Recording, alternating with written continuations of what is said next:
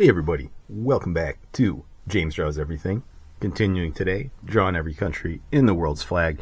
Today is a request episode. Somebody did request this in the comments, so just a reminder, we're getting there. This is going to be the 141st country, so light at the end of the tunnel. We're almost there, but I know you guys still got some countries that you want me to do. You want me to prioritize over the other ones. And that's what we're doing today. So we're doing a big one, right? We're going into the Middle East, the biggest country in the Middle East. We're going to be doing Saudi Arabia. And just to kind of tell you right off the bat, this is one of the oldest civilizations in the world. So we're going to focus mainly on the 20th century in our little history lesson here. But we'll kind of give you like the Reader's Digest version of Saudi history leading up into that. And of course, I'm going to probably leave some stuff out just because this place is so rich with history, and it would be impossible to get it all done, right, in one episode. And it does have a pretty complicated flag. Not really as far as like the design or anything, but just at the scale that we're working, getting all this Arabic calligraphy in there might be a little rough, so might have to cut a little bit of corners, and I might be using something besides just these water-based markers to do it. But we'll see. Right? We'll see what we can do. So the history of Saudi Arabia, again, very rich, goes back thousands of years. Birthplace of Islam, right? So two of the holy sites in Islam, right? Mecca and Medina are in Saudi Arabia. It is the birthplace of Muhammad, right? The great prophet of Islam. And this place, though, wasn't really considered like a hub or like a main part of the Arabic world, just due to the fact that it's so sparsely populated, right? Like 90% of this country is desert, so more of like your Islamic scholars and kind of religious leaders, they were more in like Mesopotamia, Baghdad, modern day Iraq, and Damascus, right, which is in modern day Syria. Right, so you have a long line of kings, goes back hundreds of years,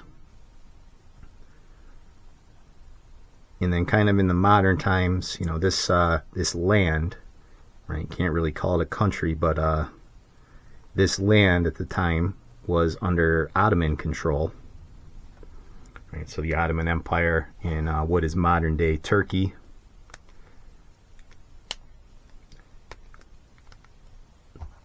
And the birth of like this kind of a Saudi identity, right, separate from the Ottomans, is it's kind of rooted in like Wahhabism, right? So Wahhabism is a very fundamental sect of Islam, right? So you could call them, I guess, like the true conservative practitioners of Islam. So very, very strict moral code, right? Very fundamental in their approach to Islam, and that actually kind of caused some issues with the Turks. Right, the Turks and the Ottoman Empire.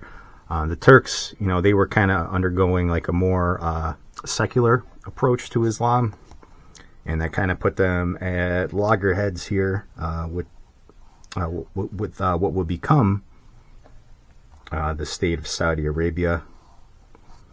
And there was actually an issue where a Saudi king, was found himself at odds with the Turks, and he was actually captured and beheaded. And they played music before before beheading him, which was kind of like an insult. The brand of music that they were playing, kind of an insult to a fundamental Islam.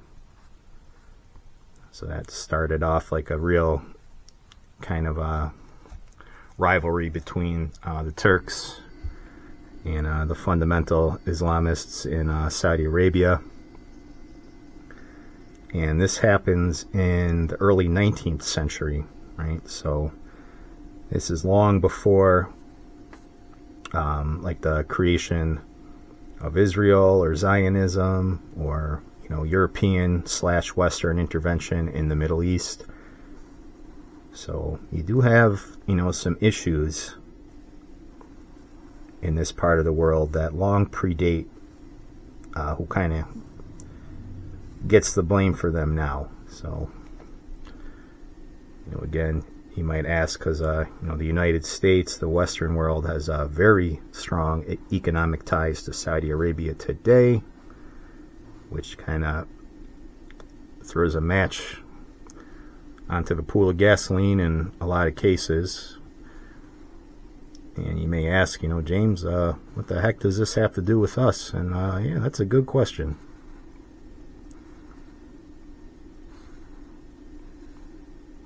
Yeah, there's a lot of old rivalries, old issues that again don't really have anything to do with our part of the world.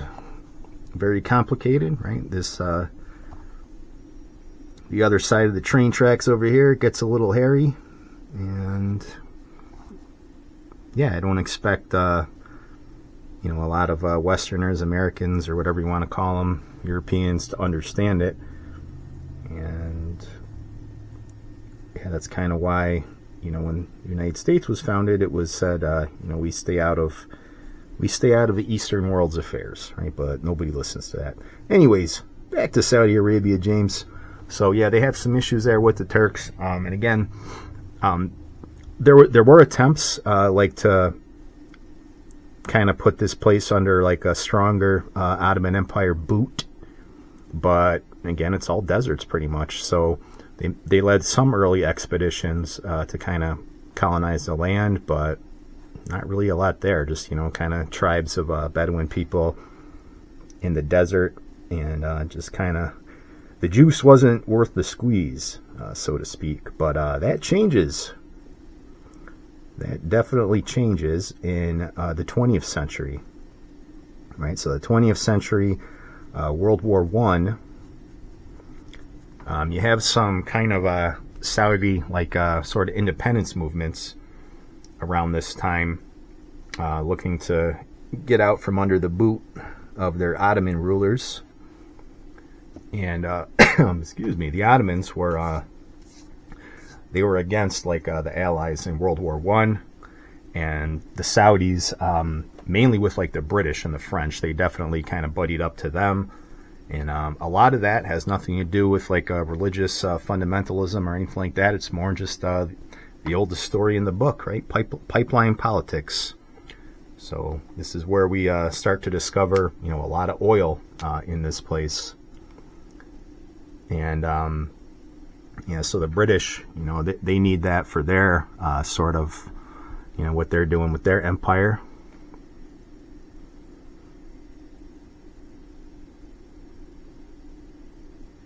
So Great Britain, with some of their allies, they really start forming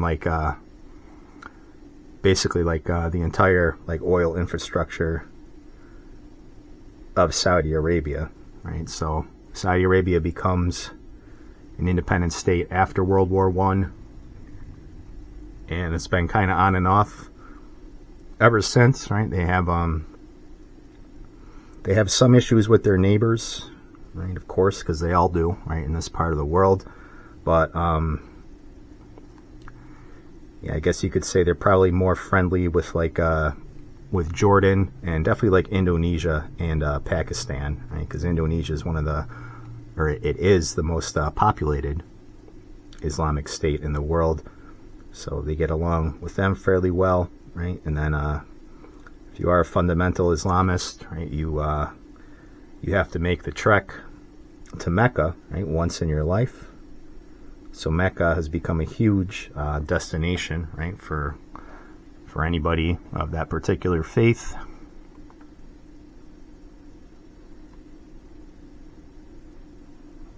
And this is going to be a pretty difficult kind of flag to do here because the writing is so kind of intricate here. But I'm going to do my best. And might have to bust out a different marker for some of this. But we'll see. So yeah, kind of going more into modern times like 50s and 60s.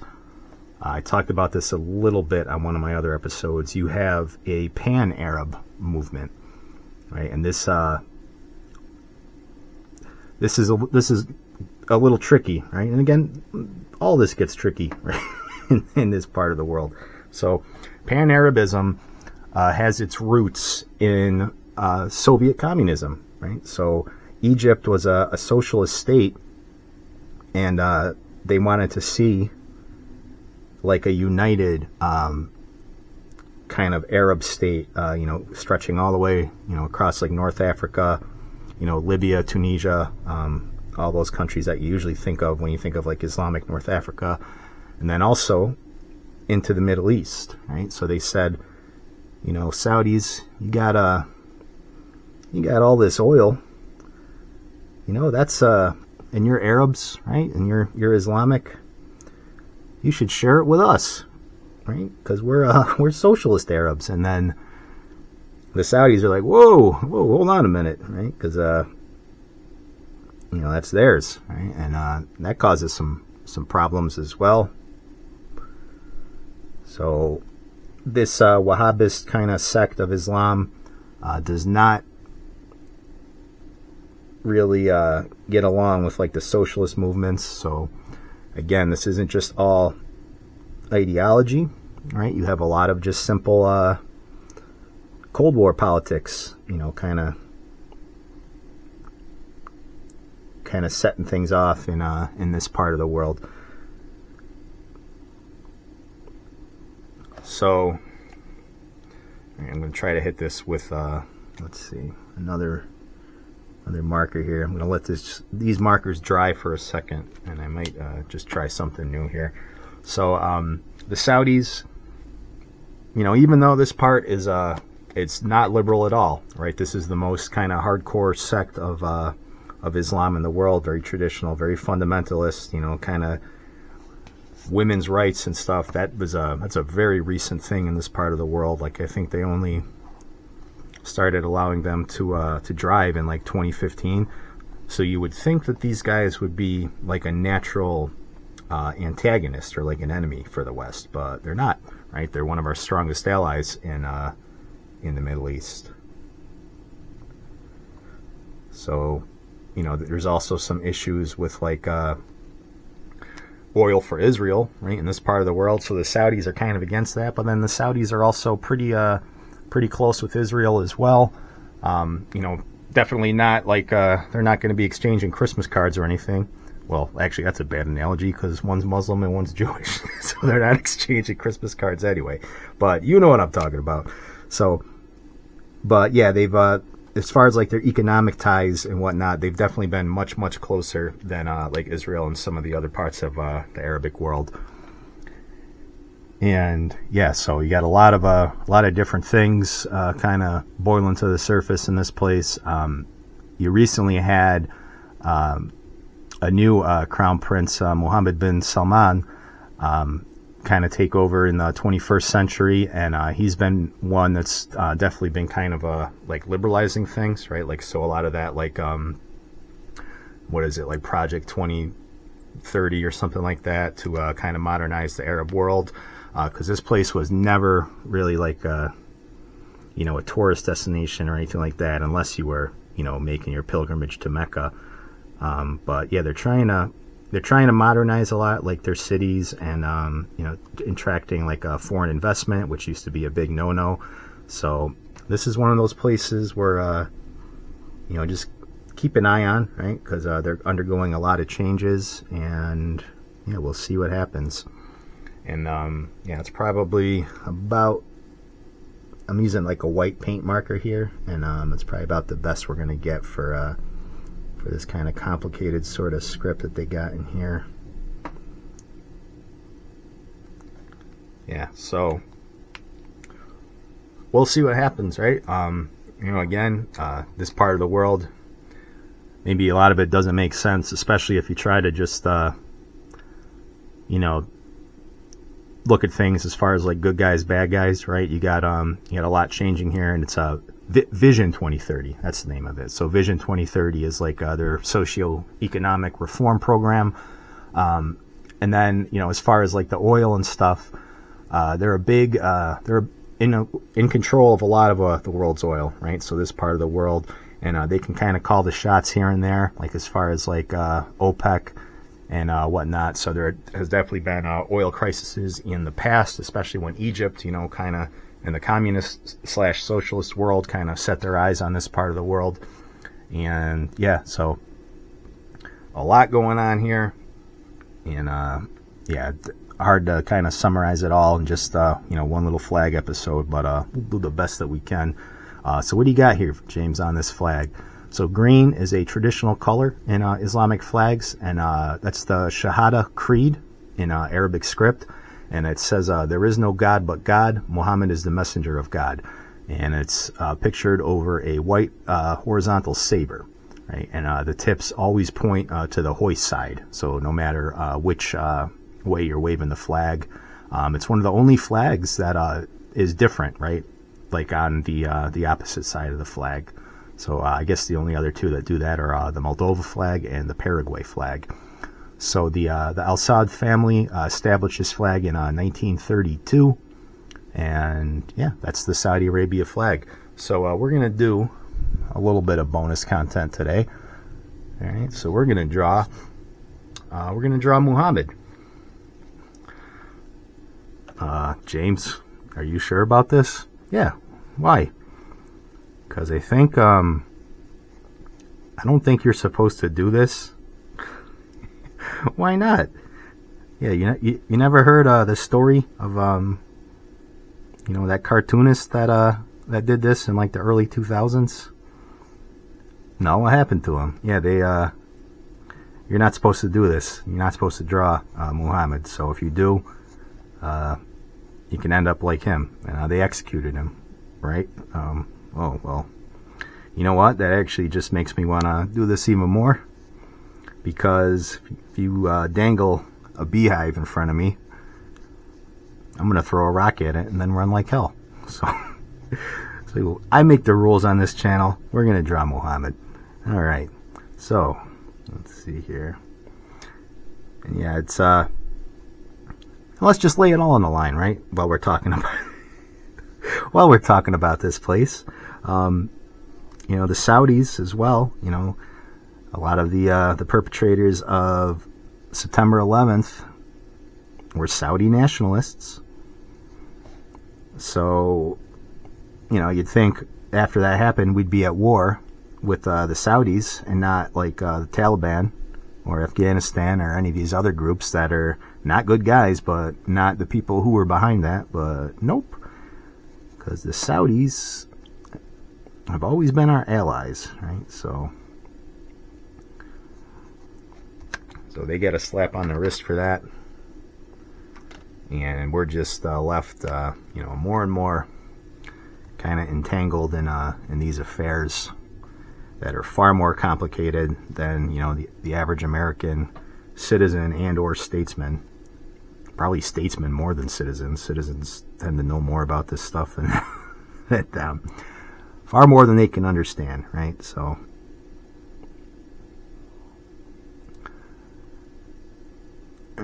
so let's just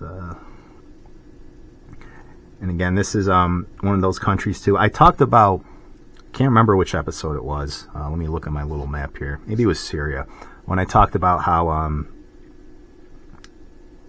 the Sykes-Picot Agreement after World War I kind of it unnaturally created these states, right? You put a lot of people on the wrong side of these borders, right? So it wasn't really like you had nationalities there, and then now because you have all these like borders where there used to just be like an empire, that causes a lot of problems, right? And Saudi Arabia, maybe not as susceptible to that because there was just really nobody there outside of like a select few cities and whatnot, and this place didn't really strengthen like their population until the big oil boom. So now you got like rich sheiks and whatnot there. But yeah, as like an addendum to that, that is true, but I kind of oversimplify that a little bit just because that kind of implies that like there should be countries here like in the first place, right? Like a big reason why the Ottoman Empire actually kind of worked despite all their issues and whatnot, because they didn't have like nation state borders, right? Like the nation state, the country, it's a very kind of like Western idea. So yes, you have a lot of people on the wrong side of the fence, but they lived like that for hundreds of years anyway, right? So it's more the fact that you sort of have them, in these governments where there's always like, a very small minority sort of running the shop. Not just saying that there should be like a different Syria for the Alawites and then another Syria for the Christians and another. It's like, no, these people always kind of coexisted together, but it was just a different dynamic than what you would think of today. So just a little addendum to that.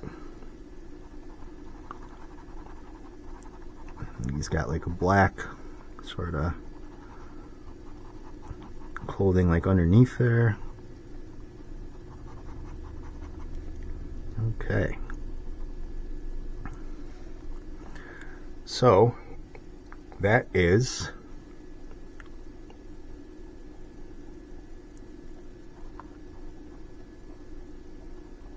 Mohammed bin Salman, right? The current leader of Saudi Arabia. Yeah, Mohammed. What Muhammad did you think I was drawing? No, I'm not doing that. No way. So, April Fools, I guess. We drew Mohammed bin Salman. I'm not poking that bear, right? We're not going to do that on this channel. But yeah, give you a little extra bonus content. So the leader of Saudi Arabia, that's Mohammed bin Salman. That's the Saudi Arabian flag, right? Place to watch in the future, right? We'll see what happens with it, and we'll just get rid of some of these pencil lines here. And yeah, so that's that. And then let me know what you think. Like, comment, and subscribe, and I will see you on the next episode.